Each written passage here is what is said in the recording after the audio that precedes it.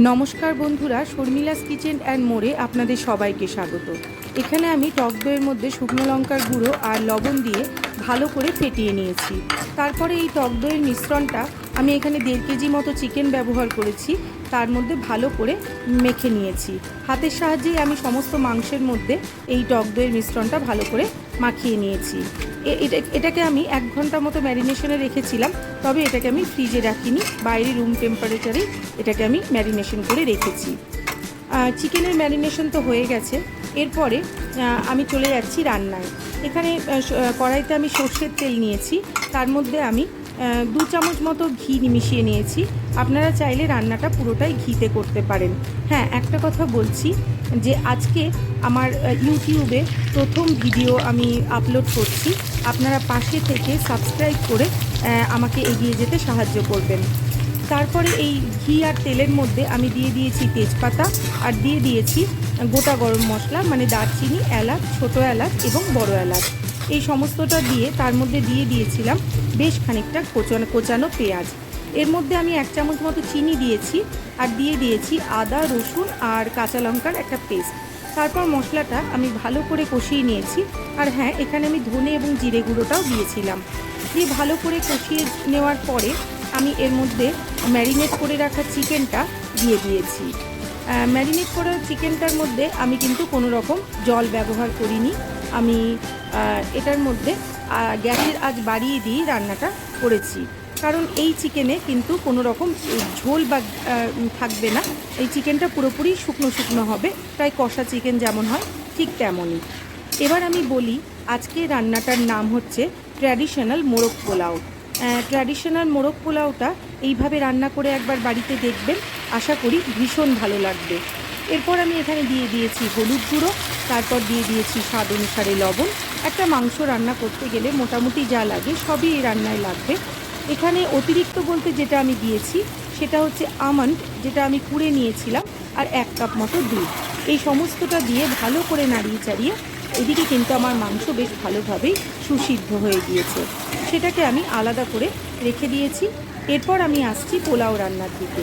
এখানে ট্র্যাডিশনাল মোরগ পোলাও করার জন্য আমি গোবিন্দভোগ চাল ব্যবহার করেছি, যেটা আমি আগে থেকে ধুয়ে সেটাকে শুকিয়ে নিয়েছিলাম। এরপর কড়াইতে ঘি দিয়ে তার মধ্যে তেজপাতা, গোটা গরম মশলা মানে দারচিনি, ছোটো এলাচ, বড় এলাচ আর দিয়ে দিয়েছিলাম গোটা গোলমরিচ। এই সমস্তটা দিয়ে চালটা এর মধ্যে দিয়ে ভালো করে ভেজে নিয়েছি। চালটা কিন্তু বেশ খানিকক্ষণ ধরে ভাজতে হবে, যতক্ষণ না চাল থেকে একটা ছনছন করে শব্দ না বের হচ্ছে ততক্ষণ কিন্তু চালটা ভেজে নিতে হবে। তারপরে আমি চালটা ভেজে নেওয়ার পরে পোলাওতে যে মাপ লাগে, মানে 1 কাপ চালে 2 কাপ মতো জল, সেই মাপ অনুযায়ী আমি এখানে জলটা ব্যবহার করেছি। আর হ্যাঁ, এই জলের সঙ্গেই কিন্তু আমি দুধটাকেও ধরে নিয়েছিলাম, সেই মাপের মধ্যেই এখানে আমি 1 কাপ দুধ ব্যবহার করেছি। তারপরে গ্যাসের আঁচ বাড়িয়ে দিয়েই চালটা সেদ্ধ হতে দিয়েছি। আর চাল ফুটে উঠলে আমি এর মধ্যে দিয়ে দিয়েছি স্বাদ অনুসারে লবণ। ভাতটা যখন পুরোপুরি প্রায় সেদ্ধ হয়ে গিয়েছে, এমত অবস্থায় আমি কিন্তু কিছুটা ভাত আমি তুলে রেখেছি।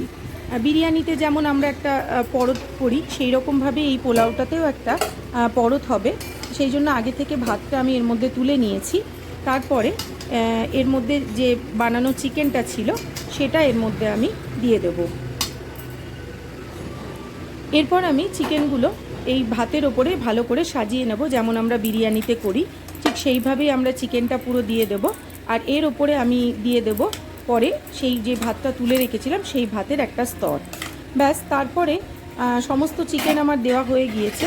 তারপরে এর ওপরে আমি ভাতটা দেওয়ার পরে এর মধ্যে দিয়ে দেব কিছুটা কিশমিশ আর দিয়ে দেব কাঁচা লঙ্কা।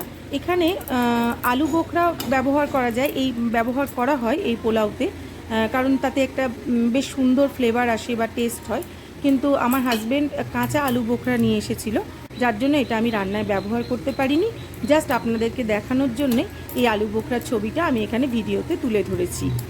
তো যাই হোক, সমস্তটা করার পরে এরপরে আমি এর মধ্যে কেওড়ার জল ছড়িয়ে দেব।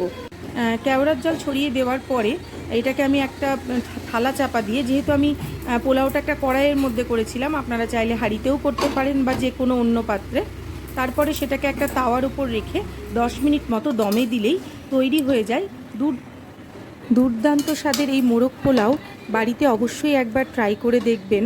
বিরিয়ানি যদি স্বাদের দিক থেকে রাজা হয়, তাহলে কিন্তু অবভিয়াসলি এই বাংলাদেশি ট্র্যাডিশনাল মোরগ পোলাও রানী।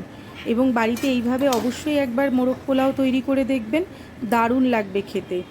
একবার করলে কিন্তু বারবার করতে মন চাইবে। যাই হোক, সাবস্ক্রাইব করে চ্যানেলটিকে অবশ্যই আমার পাশে থাকবেন, এটাই আমার রিকোয়েস্ট। আর এই মোরগ পোলাওতে কিন্তু সেদ্ধ ডিম ব্যবহার করা হয়, তাই এখানে আমি সেদ্ধ ডিমই ব্যবহার করেছি। চ্যানেলটিকে ফলো, লাইক ও সাবস্ক্রাইব করে অবশ্যই আমার পাশে থেকে আমায় এগিয়ে যেতে সাহায্য করবেন। ভালো থাকবেন, সুস্থ থাকবেন সকল।